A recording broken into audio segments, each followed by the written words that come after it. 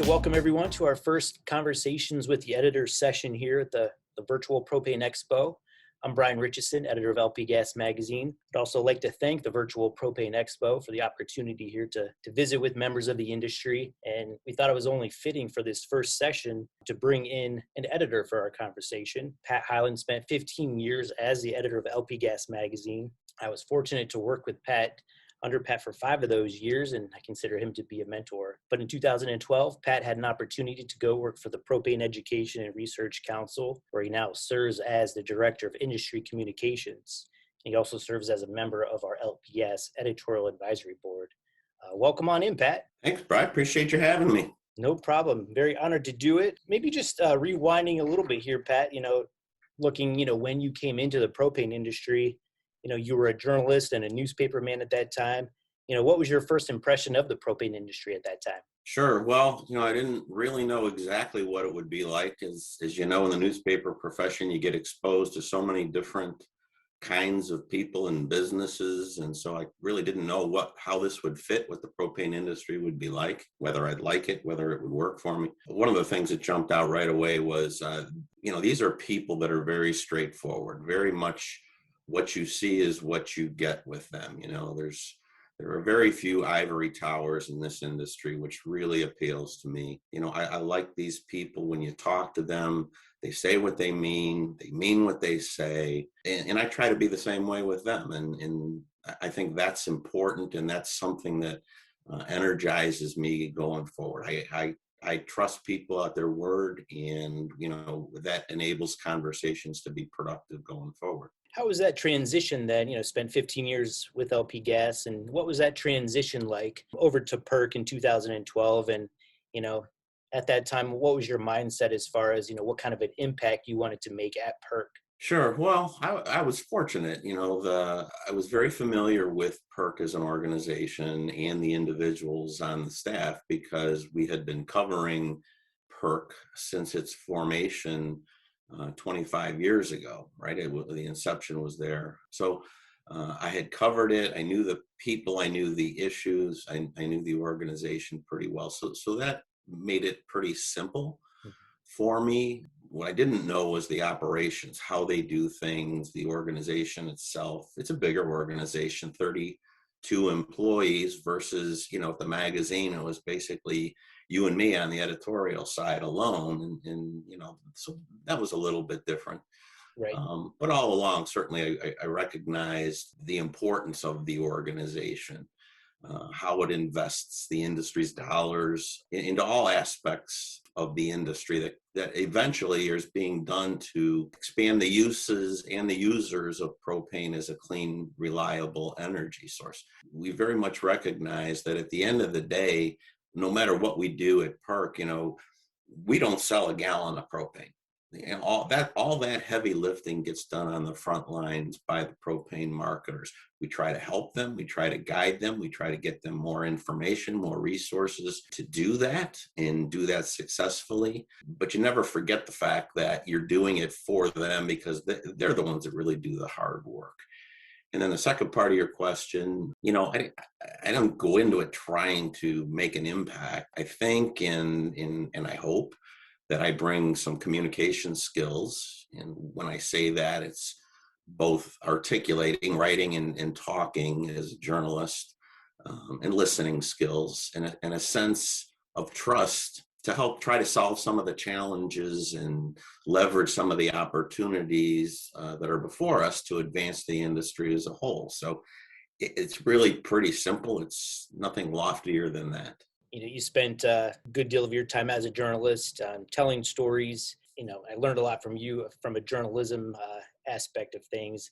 Do you miss journalism, being a journalist, in telling those stories, or have you found other ways to tell stories just maybe from a different perspective, a different way at PERC? Yeah, well, I think I'll probably always be a journalist at heart. That's what I'm trained to do. I did journalism work for many years beyond my 15 at LP Gas Magazine, several newspapers and other publications. So I think that's always rooted there. I'm probably a journalist trying to fit into a non-journalist role, and more accurately. But, the fact of the matter is I I still do a fair amount of writing and editing for PERC, and I like that. And again, I think I'm pretty good at that, and that's a contribution I make to that team. I've traveled to 47 states in my 9 years here at PERC, and that travel is all about getting to meet with the industry professionals face to face, in presentations, whatever, at trade shows, state association meetings, our own advisory committee meetings and council meetings. And that's all about keeping the conversation alive, the back and forth, because it takes a full conversation, an ongoing conversation, to work your way through some of the complex issues that we have and challenges, and identify opportunities and figure out what's the best way we can all pull at the same time in the same direction to make it work. So I don't have to tell you, you know all too well, Brian, I'm rarely at a loss for words. So can you maybe expand on that a little bit as far as, what your main role is at PERC as far as Director of Industry Communications? What does that mean? Can you explain that a little bit more for us? Yeah, I'm part of a communications team, so the titles don't necessarily mean something very restrictive, that you do this, you don't do that. So I think of my role as having several pieces, all of which tie together.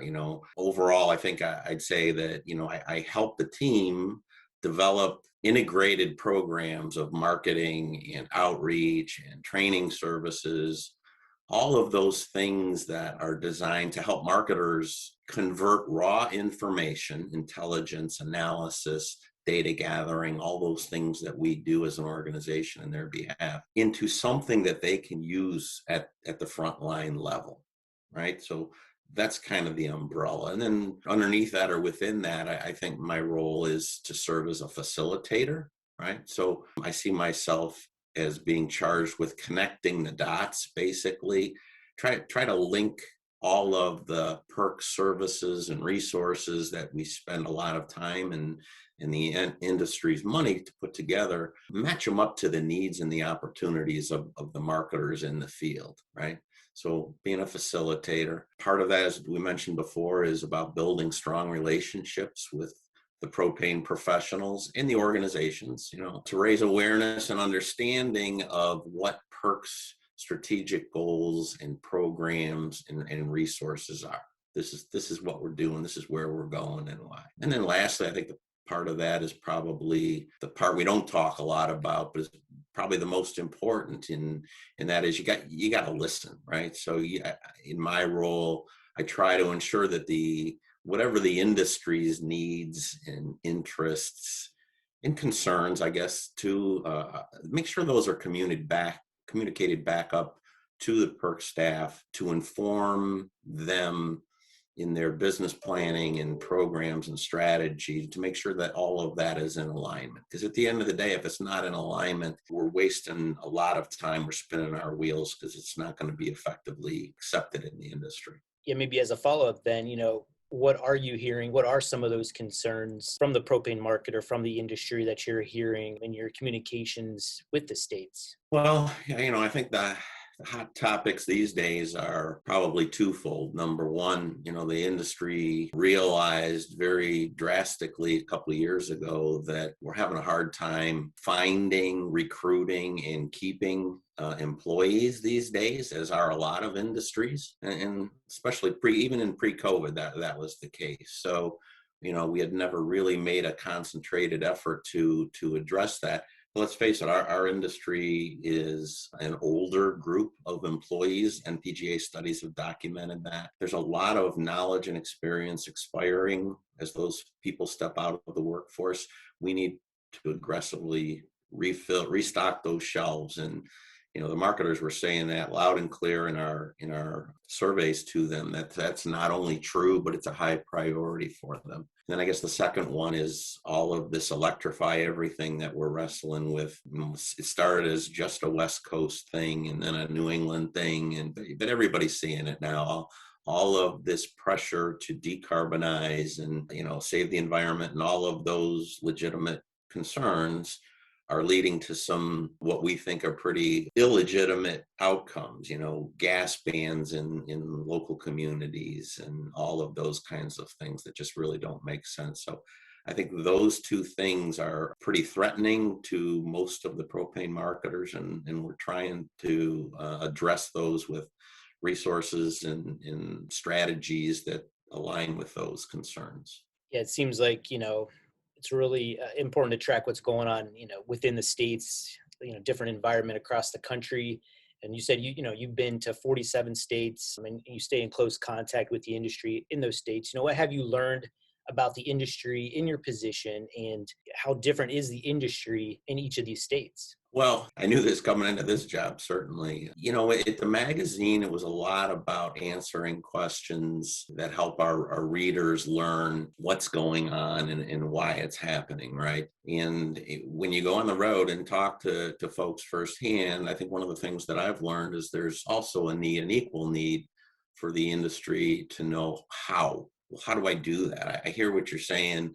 The data says this, and there's an opportunity to do this, but back at Highland Propane in Cleveland, Ohio, I have no idea how to make that part of my everyday operations work. How do I do that? So that was kind of an insight that helped us realize we have to do more on the how. And a lot of that comes down to training. There's lots of new training opportunities to teach that. I've always known, and I was told from day one size almost never fits all in this industry. And I think that's been a truism from day one. And that's pretty self-evident in the fact that, there's some very drastic differences in market opportunities, in competitive challenges, in the aggression of the legislators and regulators in some states and regions versus others. And of course, fundamentally in the weather. And since weather drives so much of our industry's business, that's a reflection that everybody doesn't wear the same hat to meet those challenges. So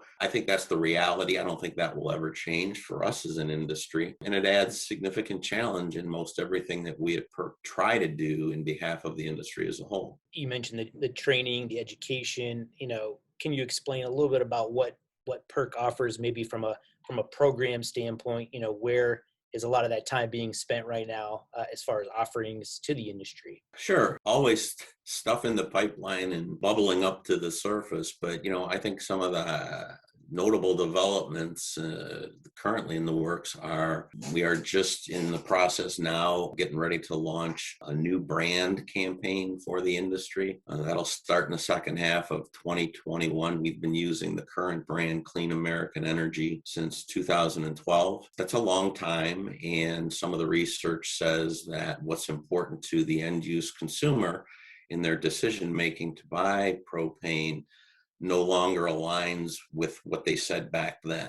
And so we're trying to align our messaging with what their new concerns are, many of which circle around those same environmental issues that we were talking about earlier. So we're working on that. We also talked about workforce development programs to try to find new employees, promote the industry in a way that we've never had to do before. And I'm talking about promotion as in marketing. And then when we get them in here, how do we get them trained? How do we get them trained faster, better, get them on the job in a way that's a bit more efficient to meet some of the urgency that we have? We've got a new environmental messaging partnership program that council just approved at its April meeting. That's going to put $2 million into a matching program with the state associations. For every dollar that they want to spend of their rebate dollars, PERC will match with $2. And that's to get this new environmental messaging out there through paid media program. So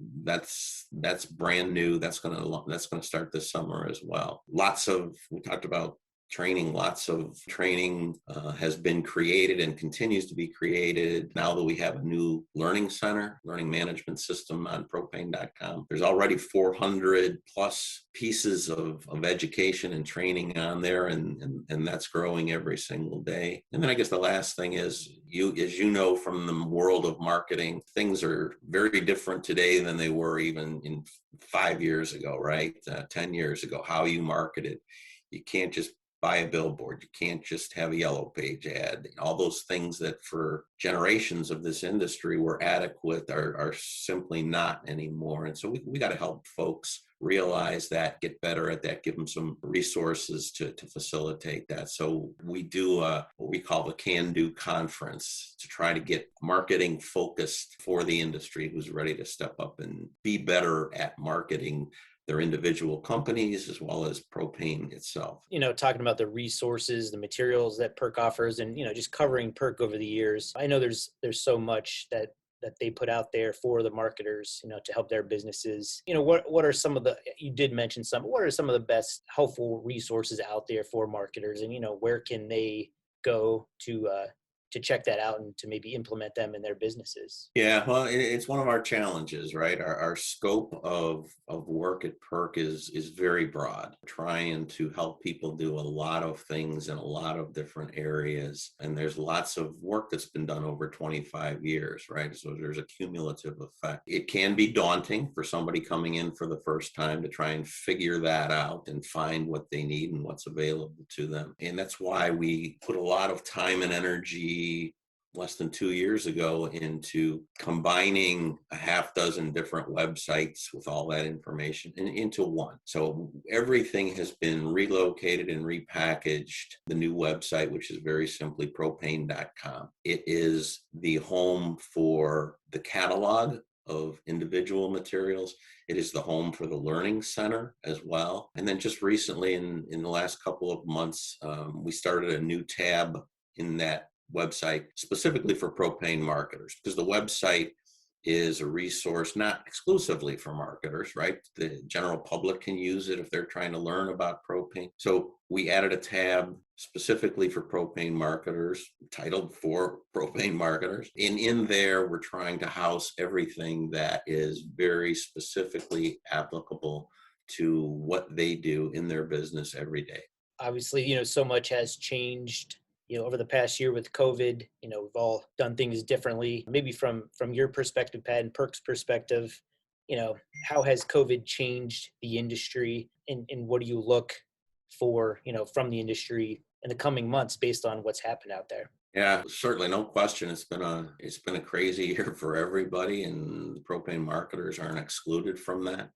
I give the frontline folks so much credit because they were really pressed about dire circumstances with really cloudy future and how to move forward with it. And propane companies, by and large, embraced a variety of necessary changes in personnel safety, right? And the procedures that they use, they had to address somehow, because they have to balance customer needs for their service with public and employee safety. So, whether it's about, should a serviceman go into a house, right, where there may be some COVID exposure issues and concerns, different regulations in different communities, policies within individual companies that maybe couldn't be sustained during COVID. There was just a lot to deal with in a very short and immediate period of time with no guarantees of right or wrong answers. We were kind of figuring it out as we went along, and kudos to the industry. They couldn't stop doing what they do because that's fundamental, vital services that they provide every day to those customers, and they made it work, and they continue to make it work. So the way I look at it, the questions that were raised through all that are, so what did you learn by all that experience? It's been a year now, and you've done things differently. You've utilized more technology or different technology. You're monitoring tanks differently, making available online payments, your different rules on how techs are deployed in the field, whatever that may be. So how much of what you learned is eventually going to stick long term once we're no longer in the COVID situation? I don't know the answers to that. I think everybody's kind of asking those questions and wondering, so what does that mean? How's that going to play out? This will be interesting to see how all of that shakes out. I'm anxious to see that. Frankly, we're asking the same questions at PERC. What have we learned? We've had to switch the way we've done business as well. And what will be the lasting changes coming out of that experience? Wish I had the answers, but I'm planning on sticking around and seeing how it all plays out. Very good, Pat. It looks like we're out of time. Is there anything else that you wanted to add here at the end, Pat? Nothing specific. I just, want to emphasize that everything that we do at PERC, me in particular, and my other colleagues at PERC, we do for the benefit of the propane industry. So very much encourage you, if you have a need, have a question, have a concern, need to be pointed to a resource, need to have something explained to you, whatever it is, we very much encourage that. Phone calls, the website has a help desk portal. We spend a lot of time working with individual marketers to try to assist them in whatever their particular need is, and that door is always open, and we're always welcoming new folks to come and experience what we have available in their behalf. Thank you, Pat, and thank you everyone for joining us today. Just to note that LP Gas will be hosting our Growth Summit later this year. It's in September at Reunion Resort in Orlando, and one of Pat's colleagues, Steve Whaley, Director of Autogas Business Development, will be at the summit speaking about the autogas market. So we're looking forward to that. And if you'd like more information about the summit, go to lpgasmagazine.com and click on our Growth Summit tab. If you have any questions about that or this session, you can reach out to me, 216-706-3748, or email is brichison@northcoastmedia.net. And for Pat and the PERC staff, like he mentioned, you can go to propane.com and the entire staff listing is located there. Thank you, everyone.